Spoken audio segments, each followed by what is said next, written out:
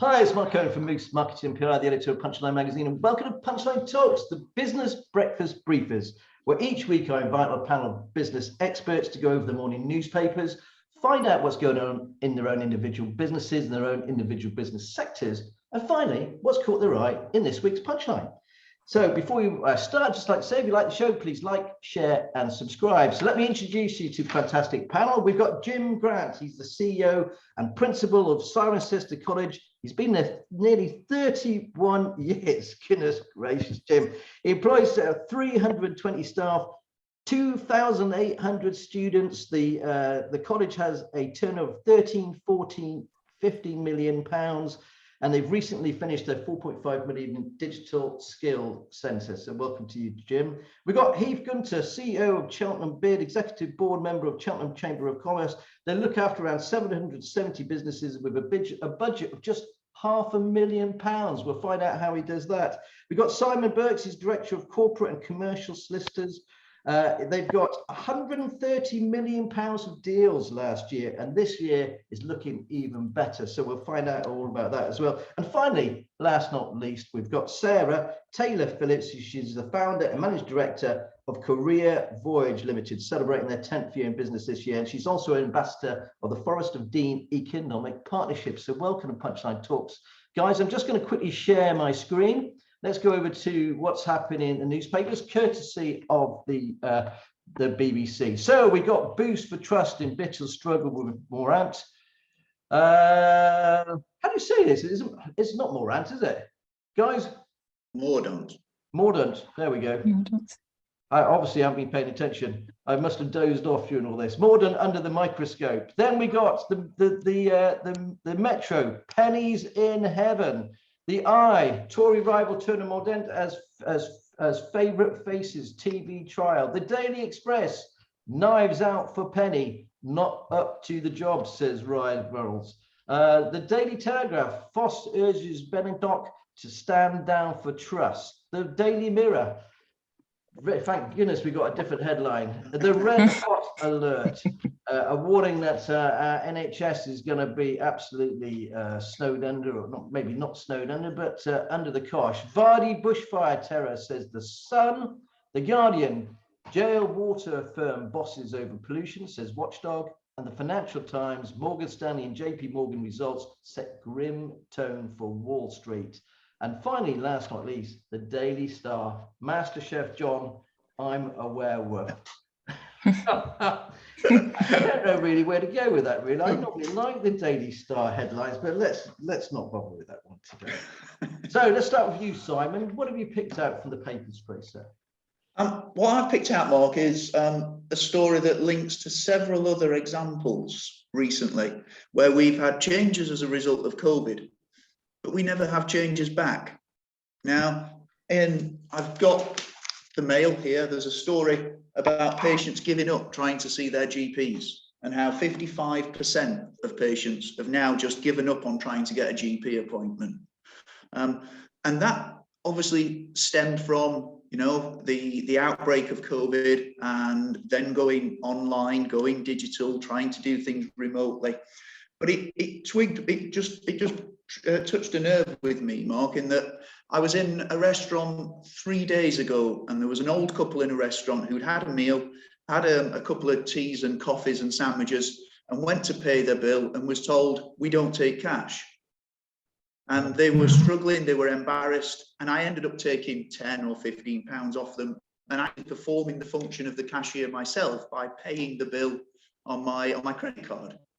And it was just an insight into why have we not actually then started to question whether these changes are irreversible. And for people like that old couple, we can understand why we've made the changes as a result of COVID, but we then should start questioning why we're not changing back. And people not making appointments with GPs, people not actually being able to pay with cash, and with cash being a dirty word now, I think we should start taking a stand. And yes, there was quite a few people in that little cafe that were very, very annoyed that a couple had to be so embarrassed that they couldn't actually pay their bill despite the fact that they had cash. We've got things like Zoom, we got things like Teams as a result of COVID. We're doing this in a way that we would never have done it before. There are positives. Let's not lose sight of the positives, but let's just actually start to question and challenge when it's not actually fair on certain people that they're being subject to pre-COVID rules. Does everyone think that it's just moving that little bit too fast? And this elderly generation are really being left behind? Jim?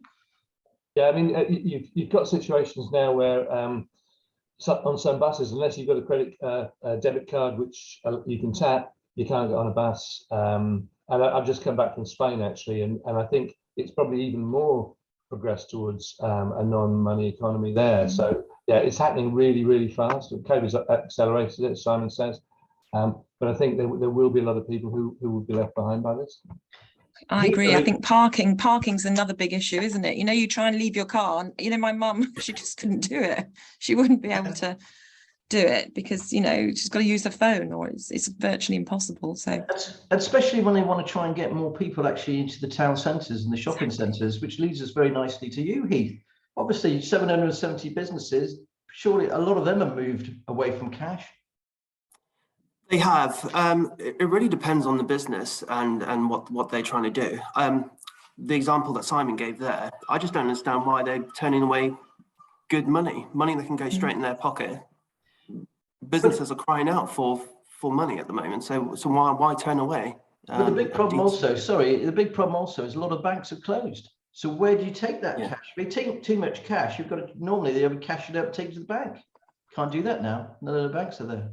Anyway, exactly. We'll move on to the papers. So Sarah, what have you picked out of the papers? Thanks, Simon. I've picked up, can I show you? Hold on, where is it? Oops. Yeah, Amazon basically are taking on 4,000 new workers. So that's the story I've picked up on. And I think Amazon's a really interesting story because in the pandemic, they did massively well, didn't they? As a business, they've kind of, you know, gone off the scale. So those 4,000 jobs are in warehouse, but there's also software engineers, project managers, and developers, okay, in those jobs. And Amazon, I've got a real love-hate relationship with Amazon because it's changed our lives and it's so easy to shop. And you know, I've got a paddleboard. I can't go to the paddleboard shop down the road and get a paddleboard. So Amazon's kind of, you know, my go-to. But I think, you know, it does put a lot of pressure on local businesses. And I think, you know, what we've learned to do in global pandemic is shop locally, but suddenly we've got back into this Amazon habit. So anyway, they're employing, you know, more people, which is a really great thing. They've got 75,000 employees here. I mean, that's amazing. And there's a lot of tech jobs there and warehouse jobs there. So that's the good side of the story. You know, this kind of other side of the story is other businesses that it affects, really, because it's so easy just to, you know, click and order from Amazon. And I really do try not to do it. I've really tried to stop myself ordering everything from Amazon. I like to shop locally. Yeah, we try to support the local high street at the end of the day, but it's very difficult when Amazon is so good and a lot of us are working from home still. Yeah. What else have you picked out, Sarah? Is there another story? There's the other story that I picked out. Actually, it was in the Guardian. It was Dressed for Success. Anyway, not Dressed for Success, but the dress has come back basically. And so what's happened with retail sales is they're all quite depressed, apart from fashion, which is kind of off the scale. And that's because we've got weddings, we've got parties, we've got racing, we've got this, that, and the other. So I don't know if you know, it's a beautiful sunny day today, and if you go out in Cheltenham or Gloucester, you'll see loads of, you know, amazing fashion and pretty dresses because people are in the shops again and they're buying nice clothes. And people haven't, you know, in the pandemic, I wore the same clothes kind of every day on Zoom for ages. So it's nice to get out there and, you know, see what's in the shops kind of fashion wise, and that part of retail's doing really well. So that's great news. And floral patterns are really back in fashion as well, aren't they? They really are nice. And I've noticed that actually. My wife actually stopped someone walking past when we were sitting at a restaurant the other day, and she stopped and said, "Excuse me," she said, "but I really like your dress." And the woman was like, "Oh, you know, it really made her day." It was such a nice thing to do all around. But you are right, and it's just nice to see. You know, it is. It's joyful, isn't it? It's just it's great. Mind you, I get joy out of my curtains in my living room, but there you go. Heath, what have you picked out, please? Thanks ever so much, Sarah. No I've picked out from the Guardian today a story about the House of Fraser. So they've decided to scrap unproductive Friday home working. Basically, they found that their employees are working from home, but actually they've scoured their social media and they're not really working. What I would like to pick up with this story is that it's not really flexible working if you're mandating that you work from home on a Friday. Flexible working for me is that you can come in when you want. Obviously, everyone has a role to do within their job, and you have to manage that with what you're doing at home. But truly flexible can't be mandated by a company, and obviously the people who are working for House of Fraser, or the Fraser Group, I should say, are rebelling against being mandated to work from home on a Friday. It's funny because I looked at that story as well. It really caught my eye, because a lot of businesses that I talk to are having trouble getting their staff back. They just can't get them back to work. And some of the flaws that I've seen is, I mean, your solicitor, Simon, where does the law stand? Well, it depends what your contract says. If your contract says you're based from the office, then your employer is entitled to ask you to come into the office. If it says you're based from home, then as an employee, you're entitled to say, I'm based from home. It's what my contract entitles me to do. But I do think if you treat people like adults, they act like adults. And we at Sherborne's, we effectively treat all of our staff like their own business owners. So we say, come and go as you please. And the only criteria is, are your clients happy? If your clients are happy, I don't care where you work. Work is something that you do, not somewhere that you go. I'll go. I couldn't agree with you more there. What about you, Heath? Obviously, because surely I would expect your crew to be mostly in town, aren't they? They are, yeah. So about 50% of our staff are face-to-face with businesses all the time.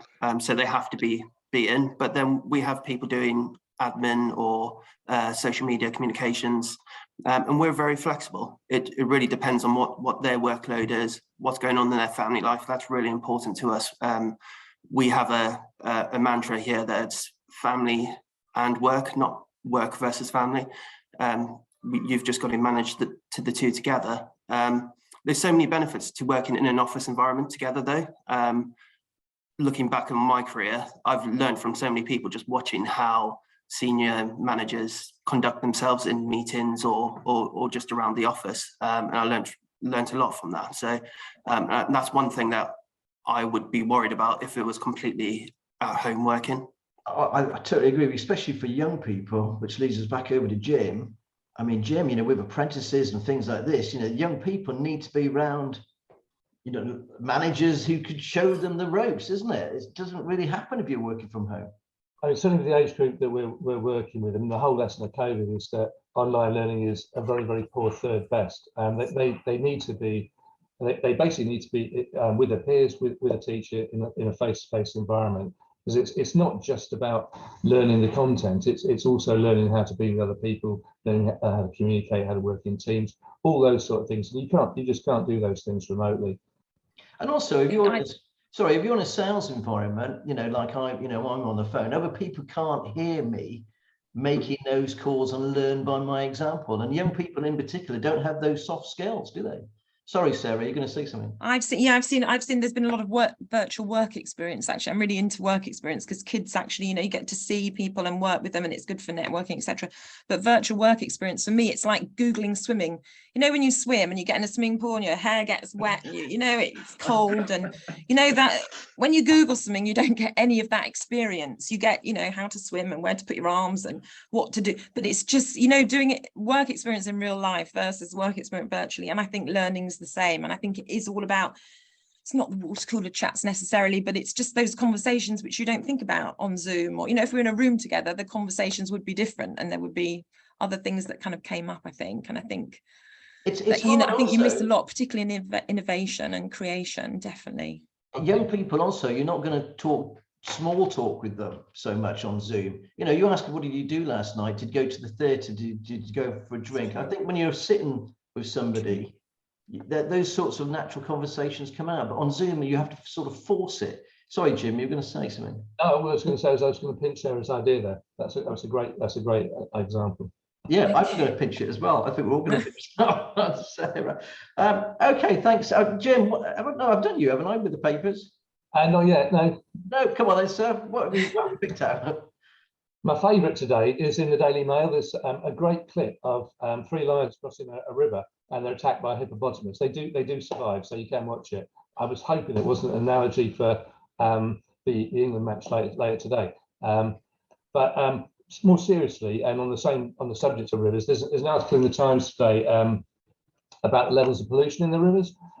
We've actually got a group of students at the moment canoeing the whole length of the Thames from the source to Canvey Island. Really part of an awareness and fundraising thing for surface for sewage. But I think the state of our kind of natural environment, it kind of picks up a whole load of things to do with the economy, to do with conflicts maybe between different parts of the economy, but also I think a feeling in the country coming out of COVID where I think people appreciated the natural environment much more. And obviously, perhaps in the past, debates about pollution in rivers were between companies and environmentalists, but of course you've got so many businesses now that are linked to leisure on rivers, you know, from paddleboarding companies to people doing tours looking at beavers and birds and so forth. So I think it's a really important issue. And I'm not suggesting we talk about the examples here, but it's a good article, and it's quite worrying, really. I think so. I mean, I met Ed Davey recently down by in Cheltenham when he was here, and he was talking about the sewage being pumped into the River Chelt. You know, it's absolutely scandalous that they can get away with that. Anyway, the papers today are full of obviously the Tory election. So I'm going to have to ask you guys, I'm not going to ask you who you'd vote for, but I'm going to ask you, who do you think will win? Jim, I'll start with you. I'd love it to be Kemi Badenoch, but I suspect it's going to be somebody very, very boring, whichever party gets in, I'm afraid. He's like a politician, didn't really answer that one. So who are you going to go for? Jim? Me. Well, no, Jim, no, sorry, Jim. Who do you think is going to win, though? I think it's what the Tory party does, or the Prime Minister. I think that's the thing, isn't it? Despite all the stuff in the headlines, I suspect it might be Penny Mordaunt. Okay, right. Thanks very much, Sarah. I think Rishi and Penny will get through to the last two, and I mean, I do want to say it's great to see a diverse bunch of candidates. That's really good news. I'm very happy about that. Penny or Rishi, or I don't know. Hedge my bets. Penny. Let's say Penny. Go 2 for Penny. Heath? I think it's going to be Rishi. In February, I noticed his social media tone changing to being more PM-like, having photos in front of a desk with a Union Jack behind him. And I mentioned it to a few people, and I think he bought the domain for the contest in December, so he's been clotting us a while. That's what they say. Okay, Rishi. Simon, who do you reckon? Yeah, like Sarah, I think it's going to be a 2-horse race between Penny and Rishi, but I think Rishi might just edge it in the end. Yeah, I agree with you. Richard Graham came out yesterday backing Rishi, and he's quite an astute chap. So I'm going to go. I changed my mind. I think Rishi as well now. Anyway, thanks ever so much for that, guys. So let's start with you, Simon. Sherborne Solicitors. You're based there in Cheltenham. Obviously, you look after the sort of commercial property sector. What's the feeling at the moment? How are things at the moment? Well, most of our practice, Mark's not in property, but in sort of business deals, buying and selling the businesses, investing in businesses. And what we're seeing at the minute is there's just so much volatility in the stock market, and the prices in the stock market are at a drastic low at the minute, that there's a lot of business out there that are awash with cash, and they're not sure at what point they're going to invest. They're not sure where to put that cash, and what they are looking to do is they're looking to invest in businesses that they can actually get a little bit closer to, and they can get seats on the board, and they can actually interrogate the management teams. So there's a lot of businesses who are being acquired, and those business owners themselves have seen through COVID now. They're coming out the other side, and they're saying, actually, enough's enough. We've been through the bad times. I've made it through. I'm not going to risk the next crash, the next recession, the next double dip. So I'm going to actually sell. And it's a perfect storm when you've got businesses, when you've got big businesses that are awash with cash, and small businesses that are looking to escape while the goings not as bad as it has been. We have a lot of corporate activity and a lot of transactions. Is there a particular sector that seems to be sort of, you know, Not at all. in? Not at right all. across the board? Not at all. From nurseries to funeral parlours. Wow, everybody wants to get out. Well, there's a lot of people who are in their early 50s, mid to late 50s, and said, I probably would have done it for another 10 years, but I'm not taking the risk. Yeah. I'm not going to go through the next recession and risk losing my business when I can sell my business now. Do you also find that a lot of business owners themselves are kind of burnt out? You know, they've just kind of had enough. There's a lot of tiredness. There is a lot of tiredness, Mark, and taking a business through what is effectively 2 years of COVID, anyone will tell you is hard. It really is hard. And if you've made it through when your peers haven't, you then start to question, is now the time to actually just to cash in my chips? Are you also seeing a rise in insolvencies as well? It's something that I've heard through the grapevine. There seems to be a definite uptick. It's starting, particularly as a lot of the bounce back loans are now coming to fore. And the repayments on the bounce back loans are starting to kick in, and businesses are they're just not able to cope. They've got the day-to-day trading issues. They've got raw material prices going through the roof. They're losing profit margin on jobs that they've quoted for and delivering for, and now they've got the bounce back loan to repay. I do feel for those businesses. There's a lot of companies in the construction industry, as you can imagine, where the prices are they just can't control the prices. You know, you've got wood that is going up 15% every couple of weeks. You've got obviously cement, steel, can't seem to get steel. Your customers saying that same sort of thing? Well, it's the thing is, these contracts have been negotiated 18 months ago, 2 years ago on a fixed price, and nobody envisaged the actual raw material increase at that point, but they're powerless to do anything about it. So a lot of these businesses are actually operating contracts at 10, 15, 20% loss. Wow. Last year, you said that you'd done around £130 million worth of deals. Yeah. What do you reckon you're going to finish off on this year at Sharebonds? Probably about 160, 170. Wow. £160 million worth of deals. You must be one of the biggest in the county. Oh, we're only a small team. You're quite a small team, aren't you? We're a small team, but we're a busy team. How many in the team?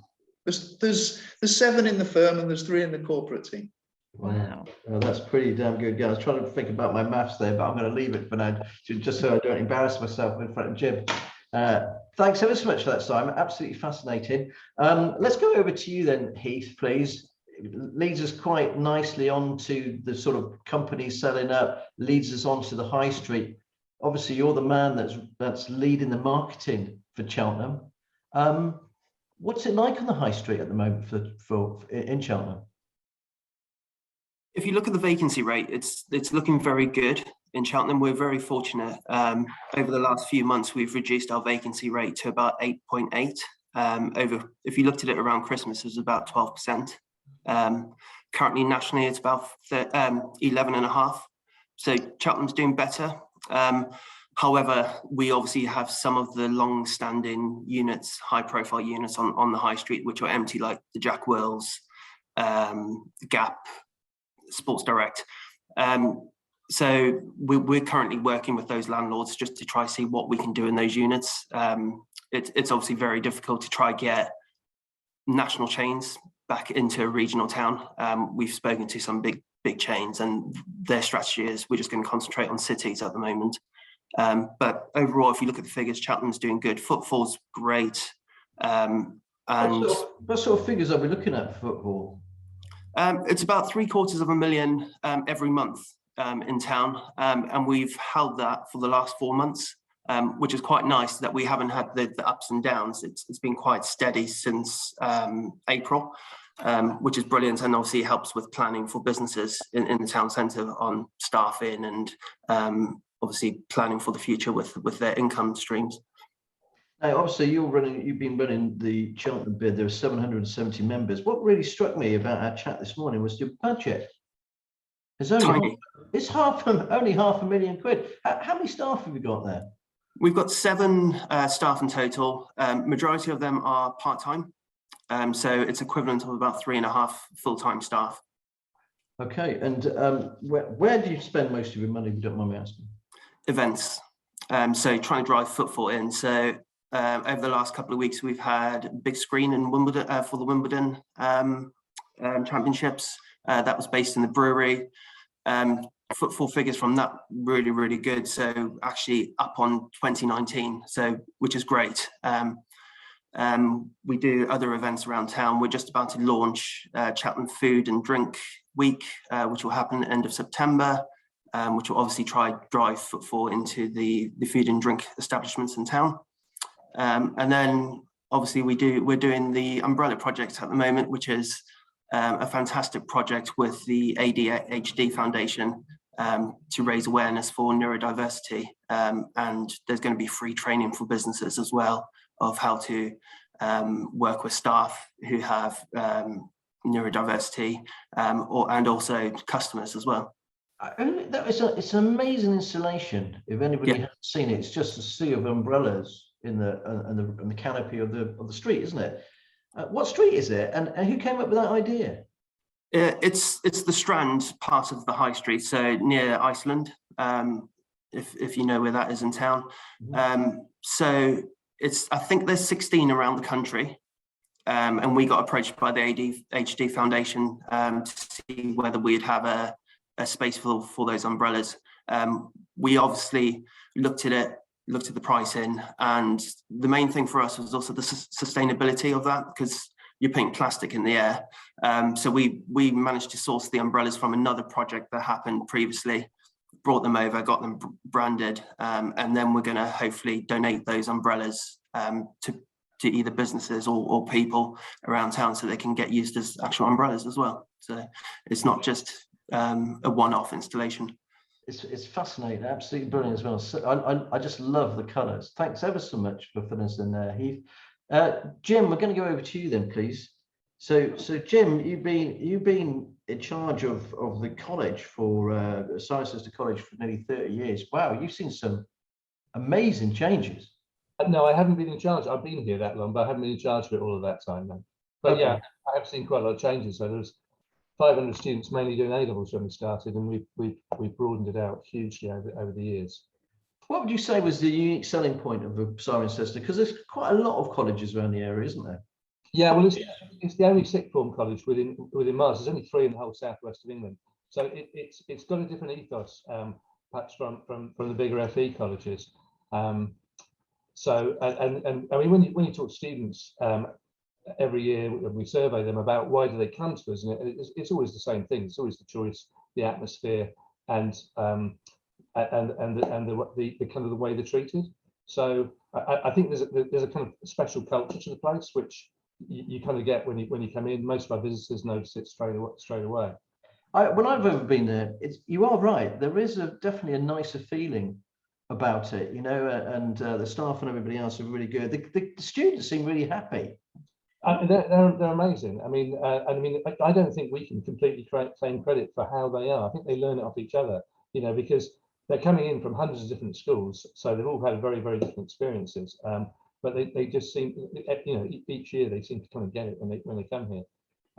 Someone could probably write a book about it, you know, the psychology of how does that actually work. I don't fully understand it myself, but they learn it from each other as well as the staff. But I mean, we have relatively few rules, mainly because we don't need them. But I think the fact that the people have all chosen to come here, and it's also they've made an effort to come here. I mean, you know, let's be honest, most of them are coming at some distance. Most of them are coming on buses here. So people are making a very positive decision to come. So they've invested in coming here.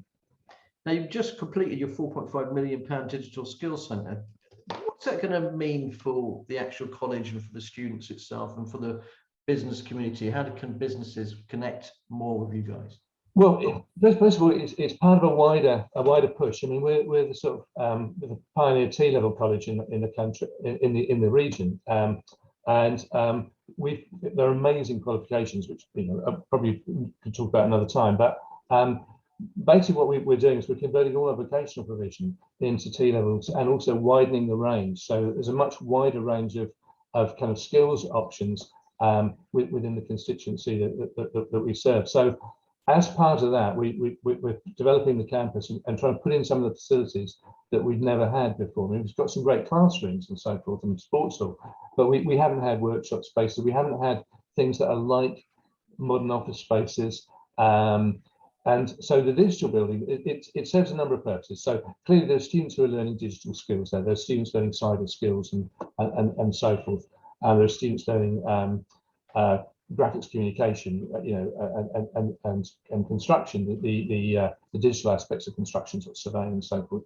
So those things are housed in there. Perhaps the bigger two things about that building, one is we're bringing all the A-level students into it for some time, because I don't know if you know, but there's a massive, well, you probably do, there's a massive shortage of digital skills.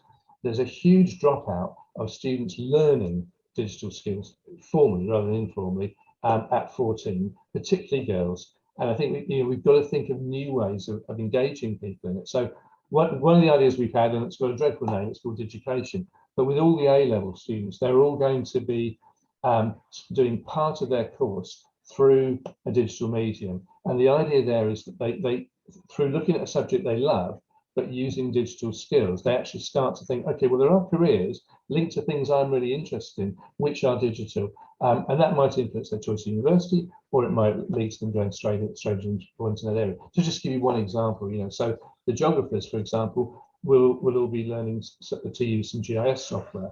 Now, GIS software is used in all sorts of organisations, and it's just opening their eyes to that kind of career possibility, and the idea that, well, actually, this is quite interesting. It's not just geeks in the basement, which is how IT is perceived by an awful lot of students. So it's a little step to trying to break that down. I think the third thing about that building is that it's been designed, brilliant local architects, Robert Slimbrick, and amazing builders, E.G. Carter, have made it. It's a wonderful building, but it's somewhere where we can bring employers in to work with students. It's got three rooms, which we hope are going to be like for startup companies, so that students can see entrepreneurs at work and maybe be mentored by them. But it's also, someone earlier was talking about soft skills, and some of the rooms are designed so that students can learn some of the soft skills and some of the activities that you would get in modern office corporate environments. It's got huddle areas, it's got areas for people to do pictures and presentations and so forth. So much more flexible than we've had before. So that building is open, and although we haven't got full power yet, but right next to it we've got the sort of sister building of it, which is the T-level building, which is going to house engineering, construction, health, early years, and business and finance. And again, providing something we've never had in the area. And I think when you go into those buildings, they won't, well, the students already say, they won't feel anything like a school. They'll feel more like, it's kind of ironic, isn't it, with COVID? We're trying to prepare people for modern workplaces, and you've all been talking about, yes, but they're working at home. But yeah, I think they'll come back eventually. I think you're right. I think we're all going to come back in the end. Thanks ever so much for that, Jim. I can see that I'm going to have to invite you back for a big interview. There's obviously lots and lots of stuff to go over there. Thanks ever so much for that insight, Sarah. Okay, right, I'll talk. You know what? I've known you for a long time, and you are one of the most prolific networkers that I know. You seem to be, if I go somewhere, Everywhere. You seem to be there. They used to get said that to me as well. But so what is Career Voyager? What do you guys do? Career Voyage, basically, it's all about talent. Okay, so it's all about discovering your talent. So for organizations, we help organizations attract and acquire and retrain and retain their talent and transition their talent as well. The whole employee life cycle, really. And at the moment, lots that you've heard about the Great Resignation, the big reshuffle, whatever it's. So a lot of people are leaving organizations at the moment. And actually, sometimes, and that's because global pandemic has changed people's career priorities. So people have had time out, perhaps, or perhaps not. Maybe they're burnt out, or they've had time out, and they just don't want to work like they were working, and they don't want to live like they were living. So there's been lots of change. That's people moving house or people moving jobs, and there's a lot of that. But what we're finding with organizations is sometimes you can have a very simple you know, one-on-one chat with those employees, and actually you might find like something really simple which is easy to fix, like, you know, 3/4 of an hour longer lunch break could keep that employee in your business because they don't have to rush off and look after their well-being and rush back and get stressed by. So what we do is we have conversations within organizations about keeping employees, basically. So that's what we do on the client side. What we do for individuals is we help you be inspired and get hired. So middle managers, kind of, we help you find roles, find jobs, basically. So that's what Career Voyage do. So we've got individuals that we work with, we've got a framework we take them through, and then with employers we do a lot around attraction, retention, and a lot of that's employer branding. So if you've got a great brand, so Tesla, I can never say it properly, my children always tell me off. Tesla, for example, they've decided that everybody needs to work from the office all of the time. End of story. That's what Elon's decided in his and probably because of employer branding, because it's Tesla, they'll probably be fine with that. But I shouldn't think they'll have much diversity in their workforce. You know, everybody will be the same age, and so it's really interesting. My background's kind of brand marketing and flexible. I've been working in the flexible working space since the mid-90s, and there's a huge amount that can be done in this space, again, to retain employees or to attract employees. So job share, for example, is one of my favorite things, and it's so underutilized. It's only 7% of flexible working, and job share is kind of like a no-brainer. You can get a young inexperienced person, pair them up with a more experienced person, and you know, the millennials can work flexibly because they don't want to work 60 hours a week like Generation X. They just don't want to work like that. They want to have a career and a life.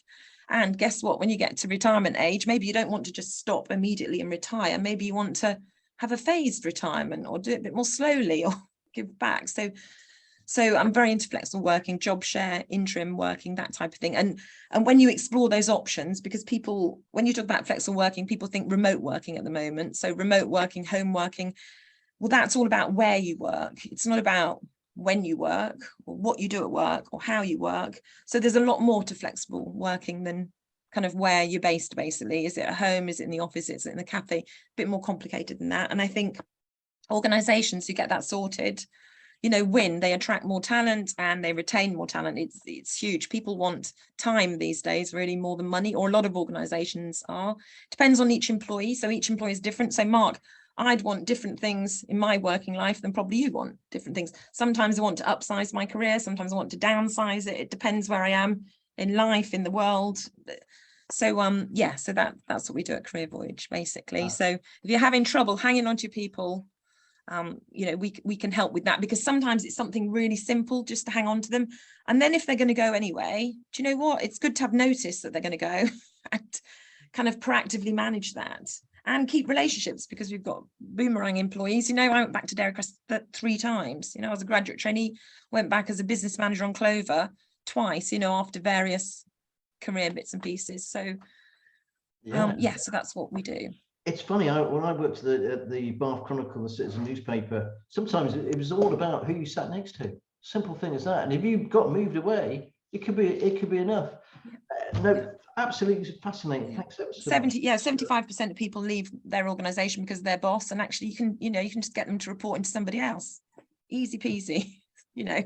Or the boss might be moving on. So it's just those conversations, really. And as I say, I think we're all individuals. I think that's what we've learned that's what we've learned in the global pandemic. I want different things to you. So you do have to have conversations individually with team members and communicate brilliantly. That's the other thing. There's no point dragging everybody back into the office and then doing Zoom calls all day in the office. That's crazy. So yeah.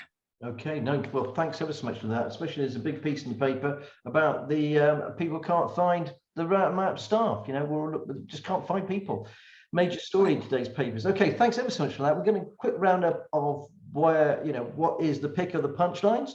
So we're going to start off with you, Jim. What's your story in this week's punchline, please? No, so you're still muted, Jim. Sorry, the meeting was from the building site outside the window. I didn't want to interfere with anybody else. I've got to confess, Mark, I haven't read it this morning. That's okay, no worries at all. No worries. I'm just gonna cry in my beer later on. Simon, what have you picked out, please? Well, you're probably expecting a business story from me, Mark, but I can't overlook the fact that not only am an animal lover, but Sarah will like, as part of our retention and attraction of staff, we actively encourage a bring your dog to work policy at Sherborne. We're one of the few that does. It costs nothing, but it's fantastic for the staff to know that they can bring the dogs in. And actually, I dare say, probably more of our clients come in to see the dogs than they do to come in to see the lawyers. However, it gets clients into the office, and it's great. But linked to that is the Forest of Dean Council, who promoted their animal welfare charter, and they're going above and beyond in relation to the protection of animals. So I doff my cap to them and say well done to you. Good story that. Thank you very much. Heath, what have you picked out? Something close to my heart.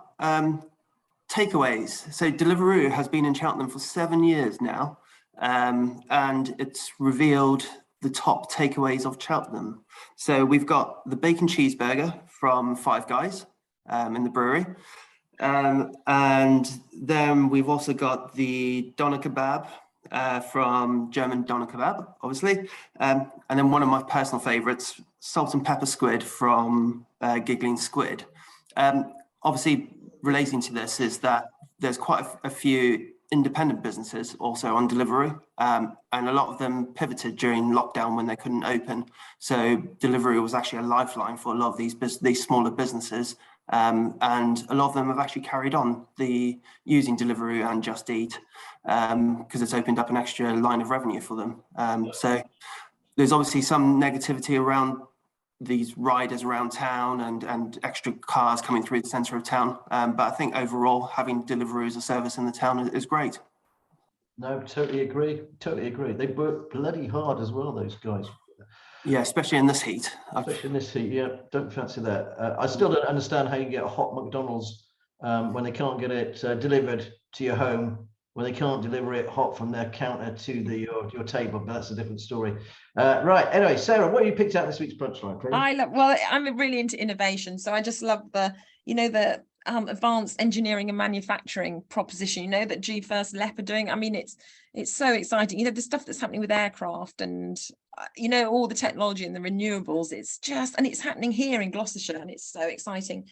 And Renishaw, we've got some amazing companies and favorite kind of Viserion, 3D concrete. It's just absolutely amazing, and it's a great county to employ people, and it's a great place to kind of live, work and play, really. So I think all sorts of organizations should be coming here, and I think we've got great talent as well, and the great thing about talent now is we can get, if you're a business in Gloucestershire, you can get talent from all over the country. Basically, you don't need to just focus on Gloucestershire. So it's a great place to do business. And as I say, there's engineering firms, I see them at the careers fairs kind of round and about the schools and other places, and there's some extraordinary things happening, and it's on our doorstep and people don't know about them. So thanks, Mark, because you do good, you do a good job of showcasing what's going on, and kids and old and young, we all need to know about that, the companies, the amazing companies that are on our doorsteps. And also you might think, oh, they're not looking for people, or but actually that there's a lot of skill shortages at the moment. So a lot of these, there's opportunities in a lot of these organizations,